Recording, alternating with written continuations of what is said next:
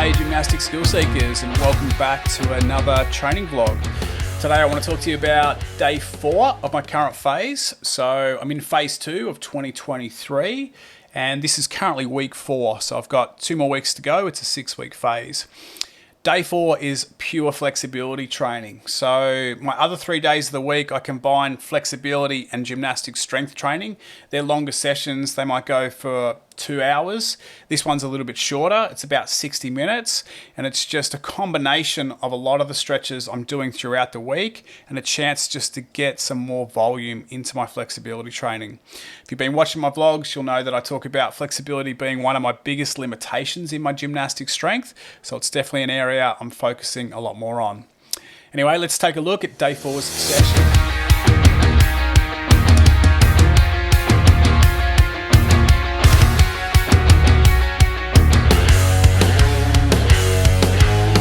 Starts with the elevated pigeon stretch, and this one's got a bit of a twist to it. So I can't quite sit on the floor with my pigeon just yet.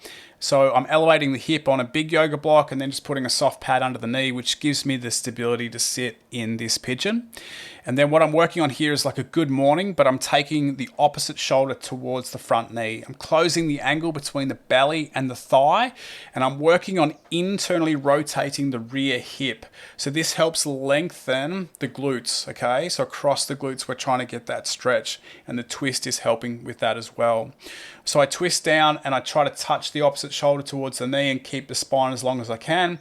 I hold that for 3 seconds. I'm doing 6 to 8 reps. And then on the last rep, I'm sort of pausing and holding. So 15, 20 seconds here to get a nice good stretch in the external rotation of the front hip and maybe trying to strengthen more the internal rotation of the rear hip.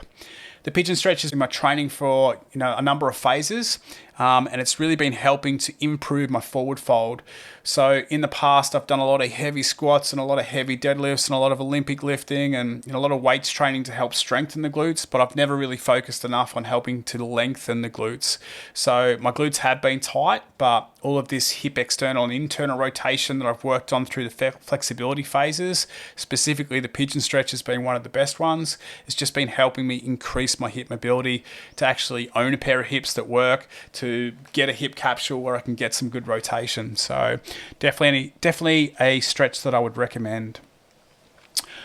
I'm doing 3 rounds of that, and then I'm moving on to my Bs. My Bs today are a calf raise and then my head to toe pulses. So if you've been following my videos, you'll know that my calves are one of my limitations in my head to toe. I always feel tightness in the calf. Maybe this has come from a previous life of endurance sports and lots of running. So yeah, still working on that head to toe and getting closer, but using this half calf raise as a way to stretch out the calf and improve my ankle mobility. So we're pushing the heel down and we're pausing for 3 to 4 seconds at the bottom of each calf raise, just trying to contract the tibialis muscle, close the angle between the front of the shin and the top of the foot, and sink deep into that calf stretch. Then we're just doing a half calf raise and coming back down again. I got this calf raise from Emmett Lewis, and it's a really good stretch for targeting the Achilles tendon. Now, the Achilles tendon is the strongest and thickest tendon in the human body, so it takes a lot of work to be able to lengthen this tendon. So a lot of calf stretching in my last few phases, and we continue with this half calf raise. After doing 10 reps with 3 to 4 seconds pause at the bottom, on the last rep, I'm just hanging out into 15-second pause and just feeling a good stretch there. I'm trying to do this weighted, so just holding a weight in one arm and loading this. I don't have a lot of weight I can play with here. I sort of go from a 12.5 kilogram dumbbell to a 24 kilo kettlebell. So at the moment, I'm just sticking with the 12.5 and just working on feeling a good stretch through those calves. After stretching out the calves, I'm moving into the head to toe. When I first start this, the first set of this, I just sort of start slow. This is the first hamstring stretch of the day.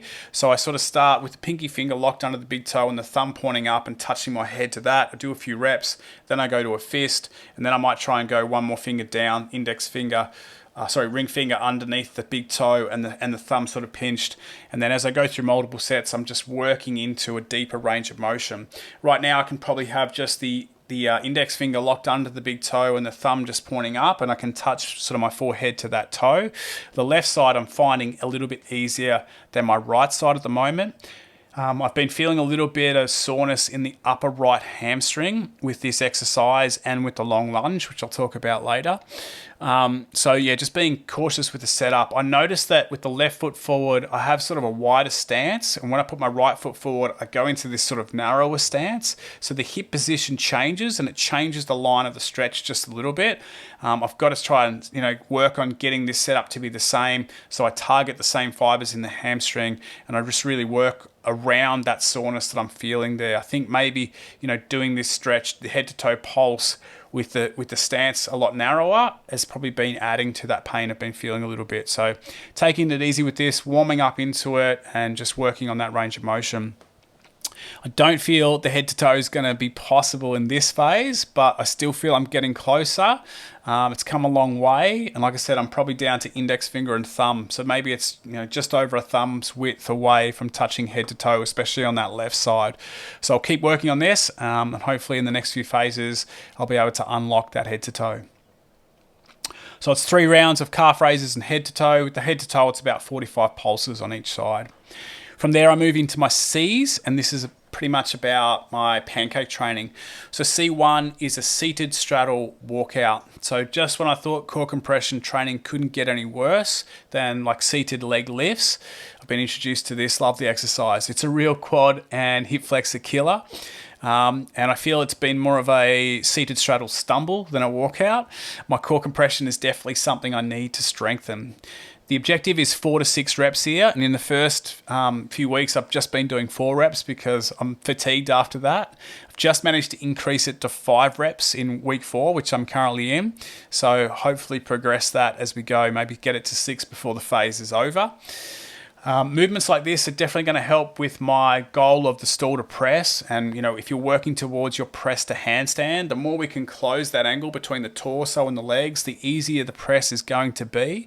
And core compression strength is part of that. And obviously flexibility is part of that as well.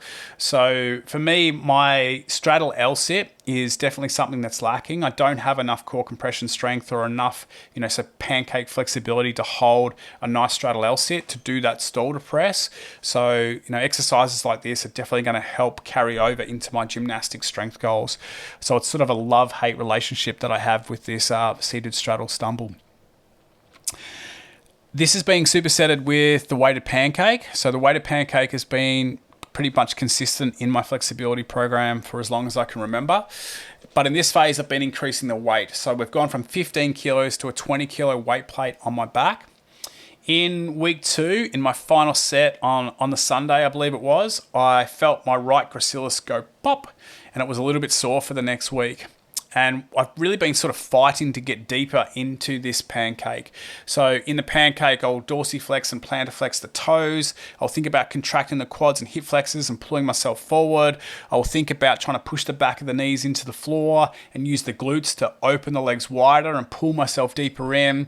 I'll think about internally and externally rotating the hips and just fighting for more range. And I think maybe that's what led to the gracilis sort of going pop. So in the last couple of weeks, just while I'm recovering, I've been trying this stretch out, making sure it doesn't feel too painful in the gracilis. And I've just been relaxing more on this stretch. So just trying to chill out there. And the sensation has changed a little bit. So I feel now I can focus more just on the hip, and I'm thinking about sitting the hip back. So pushing the hip back and down and trying to lengthen through the torso. And I feel that this has helped me get just as deep as when I was fighting, but the focus is a little bit easier than all this other stuff I've been trying to do. So maybe it's just a sign that I don't need to fight this. I just need to relax a little bit more. I know Kit Laughlin from Stretch Therapy talks a lot about the gracilis in the pancake and how it can be one of the muscles that limits our ability to be able to fold forward. So the gracilis crosses the inside of the knee. And he talks about different release techniques that we can use to help release that gracilis. And I think in one of his videos on YouTube, he's getting his fingers in there and he's trying to release this gracilis, and the pain expression on this woman's face is definitely worth a watch. Back in the day when I first saw this, I was starting to train my pancake, and my flexibility at the time was very, very limited. I'd seen this video, and I was working in the gym that I owned, and at the time we had this masseuse that was working there, and we used to switch services, so I'd train him for a session in the week, and he'd give me a massage. So in one of my massages, I'm like, oh, can you try to release this muscle? Can you get stuck in there? And he was digging his fingers in, and he was using his elbow, and he had these massage tools, and it was one of the most painful massages I think I've ever had, and it really had zero impact on my pancake flexibility at the time because I was so stiff with everything else. So the things we do to try and make progress, and when we look back on it, we sort of think, well, at the time probably wasn't what was limiting my pancake flexibility. But anyway, I'm glad to say the Gracilis is healing. I don't feel it anymore. It was just a sort of short ping. I don't think it was a tear. Maybe it was just things shifting around. It was sore for about a week, but that seems to have gone away now, and now I've got this new sensation in my pancake, which is what I'm focusing on. So it's 3 sets of the pancake. They're 45 seconds hold, and they're just trying to relax and sink deeper into that pancake. From there, I move into my Ds, and my Ds are a bit of front splits training and gymnastics bridge training. So for the front splits, we're using the long lunge. I've made good progress with this long lunge over the last couple of phases. I've definitely been able to sink deeper and make the stance wider. I feel that this is, pretty deep stretch on the hip flexors. I've got good hip extension there, and maybe not so much on this day, but in day 3 where I'm doing this combined with a different hip flexor stretch, I really get some serious DOMs in my hip flexors. So it's something I've got to be a little bit careful with, maybe not rush this one too much, but I have been making pretty quick progress with this. So might just require to back off, hang out a bit, build a little more strength and stability through those hip flexors, and then keep pushing that sort of depth. Now, in this one, when my right foot is forward, I've got to be careful of the setup. My right knee seems to want to be in slightly more than my left knee. And if it is in, I feel that upper hamstring sort of soreness. If I really focus on pulling the right knee out and potentially even turning the right foot, the front foot out just a little bit, it changes the alignment of the stretch, and I don't feel that hamstring pain. I really notice like halfway through this, I'm holding these for sort of like 45 to 60 seconds, sort of halfway through that time, I can contract that rear glute more, so that hip flexor sort of releases a bit and I get more hip extension. The harder I can contract that glute, the more I can move the rear foot back, and the lower I can sink down into that stretch. Again, just like the pigeon stretch, we really want to work on internally rotating that rear hip and not allowing it to externally rotate, because that'll change the alignment of the stretch and it won't help with the front splits goal. We want to keep those hips square as we can as we sort of sink down into this. The wider I make that stance, the more I feel the stretch starting to occur, obviously in that front leg, behind that front knee and that front hamstring. I feel I have good hip extension, but I think that the hamstring flexibility or that front leg is definitely something I'm going to need to work on in this front splits progression. But at the same time, I've got to be careful with the amount of hamstring stretching I'm doing in the week. With the head to toe pulses and the pancakes and the front splits, there's already a lot going on, and there definitely needs to be time for the hamstring to recover so that I don't end up with a hamstring tear or a hamstring injury. So it's a fine balance here, and just being patient with this and not trying to rush it too much is what we're after. This is being supersetted with the bridge push-ups. So I've been working on using the gymnastics bridge push-ups to open the shoulder a little bit more, really stretch out the lats and the pecs. But in this phase, we're working more on a contortionist bridge and less on a gymnastics bridge. And what we're trying to do here is we're trying to improve more of the spinal extension.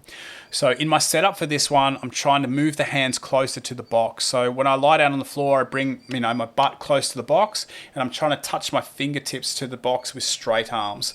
Then from here, I'm placing the hands on the floor overhead, lifting up into that sort of low bridge with the head on the floor, setting my hands, not trying to move them too far forward, and then doing my bridge push-ups from this position. And really focusing on trying to contract the back muscles. So really, how much can I extend the spine? How much contraction can I get there? Actively pulling myself into a nice strong arch. I'm not too worried about straightening the legs here and opening the shoulder angle. Obviously, I'm thinking about it, but it's not the primary focus. So just working on improving that arch and that gymnastics bridge with this sort of contortionist variation of the gymnastics bridge. So yeah, I've been enjoying this. On the other day, on day 3, when I'm doing this with the active back extensions, it really just sort of burns my back and fatigues my back. This day it's a little bit easier because it's just being supersetted with the long lunge. The sensation in the gymnastics bridge has changed because I'm not focusing so much on the shoulders and the stretch in the shoulders, and I'm working more on the arch. I feel it more through my abdominals and maybe hip flexors, so it's stretching, slightly different area with this bridge. But anyway, that's my day 4. It's pure flexibility. Enjoy doing this on a Sunday. Always feel better after I get the session done. So if you've got any comments or questions or feedback on the session, feel free to leave it below. Any questions about your own gymnastics flexibility, feel free to leave a comment below. I'll definitely get back to you. Thanks for watching, and until next time, happy flexibility training.